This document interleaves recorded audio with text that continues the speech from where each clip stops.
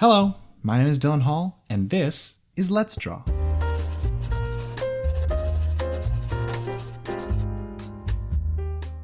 In this episode, I'm going to be drawing some snowmen, and if you've watched any previous Let's Draw video, you'll know that circles are very important to sketching and to art in general. And snowman, you can pretty much exclusively use circles, like I'm doing right now, and make a character out of that. So we got a circle for the eyes, for the nose, button, circle for the pupils, do a circle for the mouth. Part of the reason I like drawing snowmen, it's similar to the reason I like drawing scarecrows, which I did in a previous episode.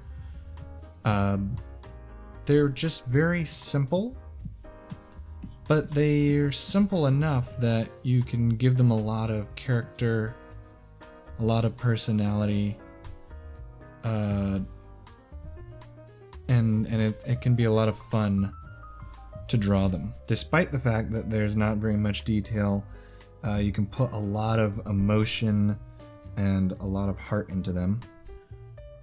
Oh, this guy, he's very surprised.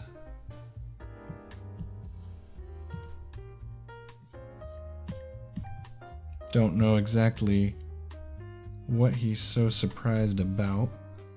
I think I'm gonna give him a little scarf. It's helpful when drawing snowmen, I found, and other characters, if they are really simple and their bodies are kind of all the same color. It's helpful to create some form of a separation between the head and the body, so it all just doesn't look so uniform. And he's got to be shocked about something. So how about over here we draw another snowman doing a really cool snowboarding trick. So we'll give him snow goggles.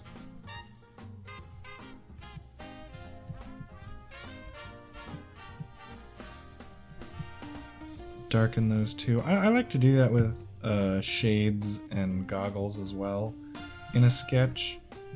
Is darken them a lot, like the eyes, so that they kind of serve the same purpose of drawing your attention. And then give them a beanie. Have the beanie sort of flying back to sort of show the speed he's traveling at. Give him these legs.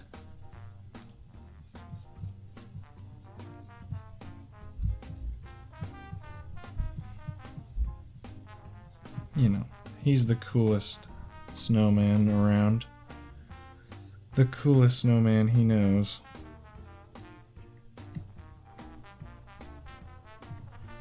Let's give him a puffy jacket.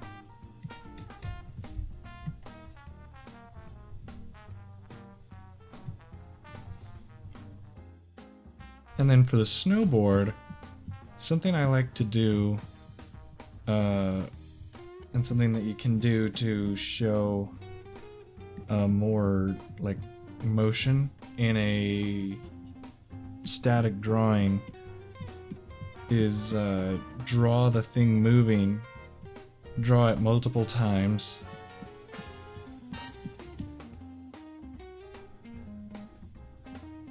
and kind of do the main poses. It's a little too thick. Do the main poses, and then draw kind of these whoosh lines here. Patented whoosh lines. I think the might be a little too big, so I'm gonna go here and actually maybe have the drawings overlap a bit. So you kind of, since this is supposed to be him flipping his snowboard over, kind of gives it a little bit more of that idea that he's flipping it. Because that would be pretty close together. Kind of looks like he's about to crash into this poor guy here. Poor guy. Add some of this sort of puff of his jacket going around. You know, you don't want to just draw a jacket or something and have it kind of sit on the character, you know, like just kind of have the clothes stuck to the body. You know, sort of like this, where it's like there's no depth to it. Kind of like here, you know, the sleeve kind of looks like it goes around his hand rather than that it's like stuck to it. Over here, I think I want to draw two snowmen, or rather a snowman and a snow girl. And let's say there's some mistletoe right here.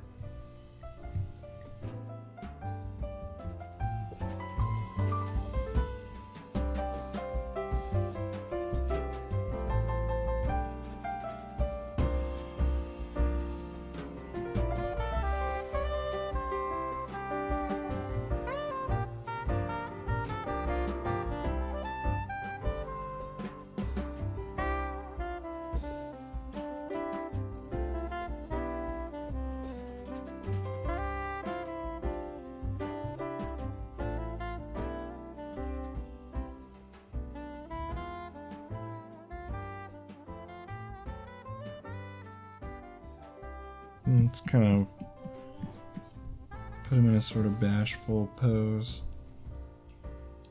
sort of holding on to one hand.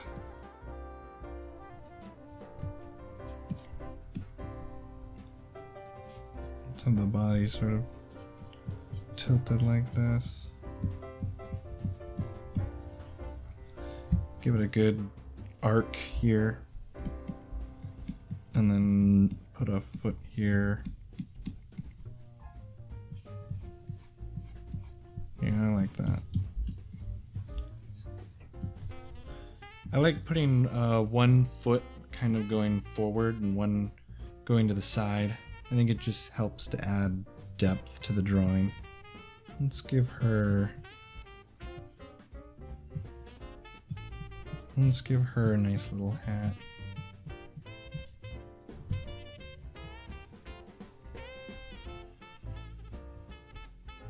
And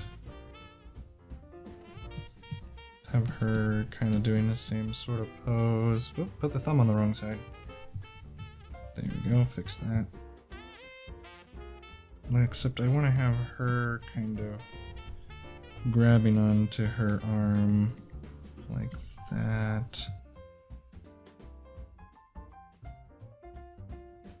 And also give the same kind of arc to her body.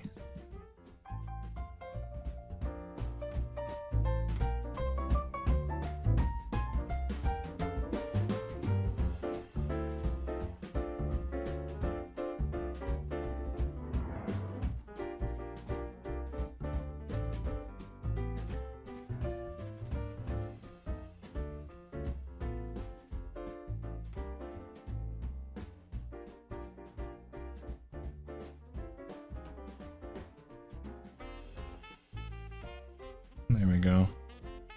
That's cute. I like that. Now the only thing better than a snowman or a snow girl would probably be a snow dog. And let's see if we can do something here.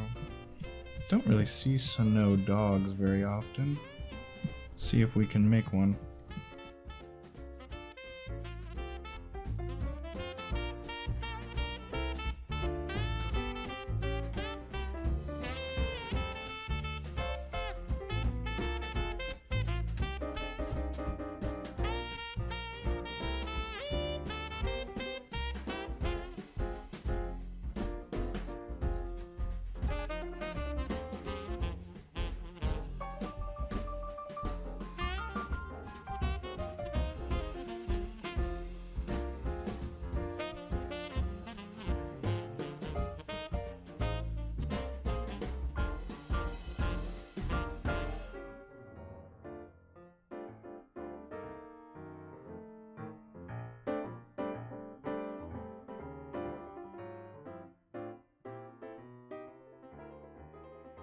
See, I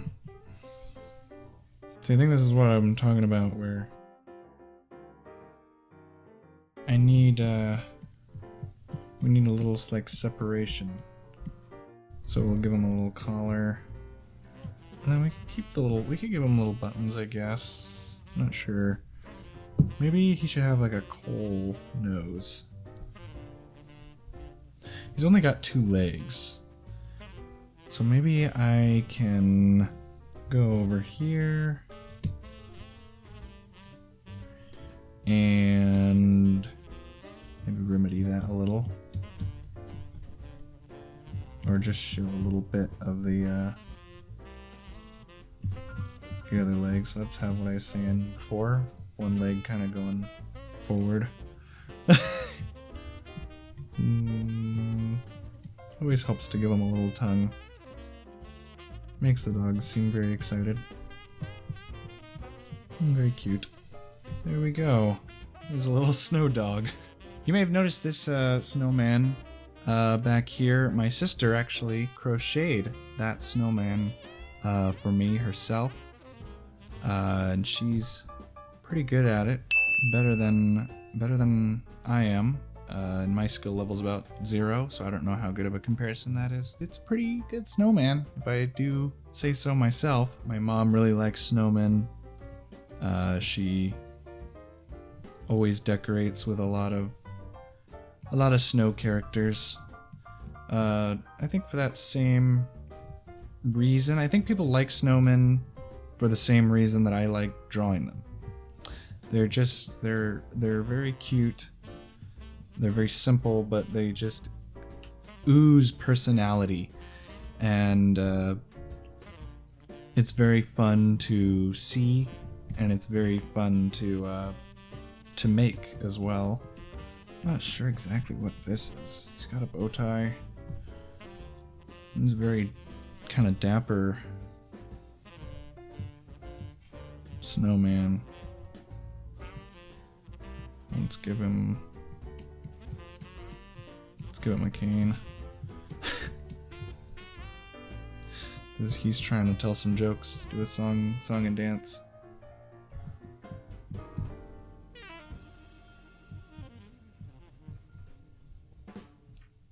And let's give him some, like, tap shoes or something. Give him some fancy shoes. There we go. What a dapper sir. When drawing, it's very easy to sort of complicate everything and, you know, think that the more stuff, the better. And some illustrations and people, artists, you know, they do put a lot of detail in. They're sort of known for that. And there's nothing wrong with detail, but a lot of times it's the really simple things that kind of people latch on to. Oftentimes they're the things that people remember the most, are the really simple ideas that are just executed in a way that is very readable. There's a lot about readability in art and being able to understand sort of what is happening in the picture, where the character is coming from, you know, sort of here like this, you know, trying to make it as clear as I can. And you know, these are just sketches, right? I mean, these are the first time I'm drawing some of these things. If I were to take this idea, you know, I may add more. I would probably make the arc a little bit bigger to make it more dramatic. Maybe make him a little bit more scared looking, but the point is that it's a very simple idea. A snowman who has so many layers, he's wobbly and can't keep his balance. But I try to make it readable and try to make it as clear as I can what is going on with this character, so that when you look at the drawing, it doesn't have to be explained to you. You know what's going on. Just making sure that it's clear what you're trying to do with this drawing, how the characters are feeling in the moment, what emotions they have. And I'm not trying to use myself and say, I'm a master at that or anything. But it is something that I keep in mind and something that I try to do my best with every time I sit down to draw, and is try to have a sort of a feeling for the character. You can almost imagine if they could move, what they would be saying, what they would sound like. I don't know about this dog. He's kind of... I think his mind's kind of empty.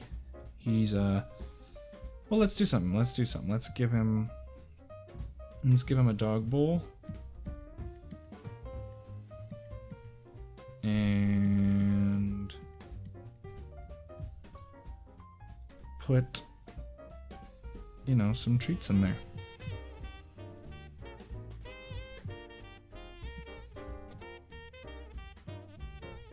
And then maybe we could have him looking down at the treats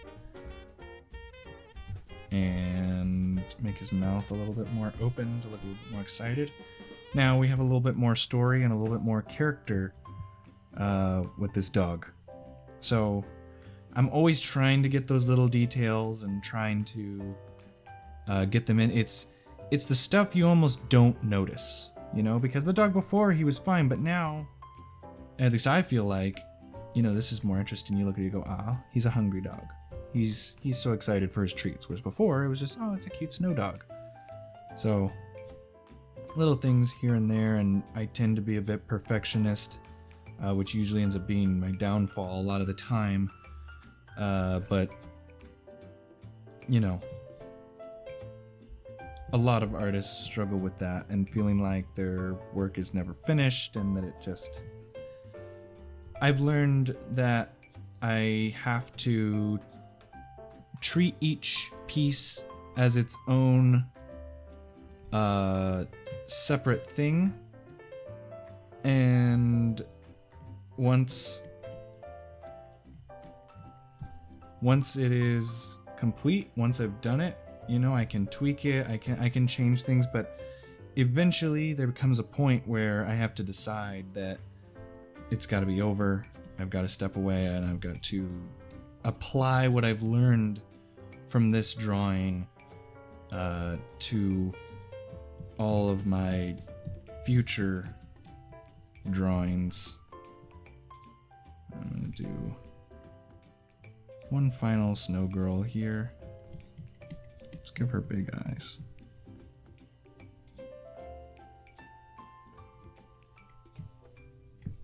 She's very excited.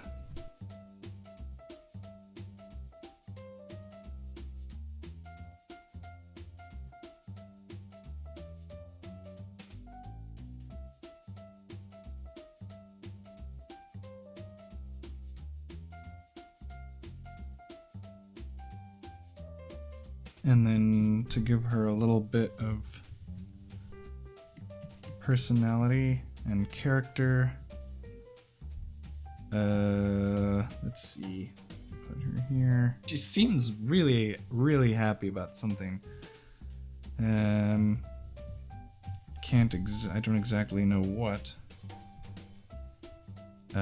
Maybe she's finally excited that snow is falling. Of course, if snow wasn't falling, she wouldn't be here, but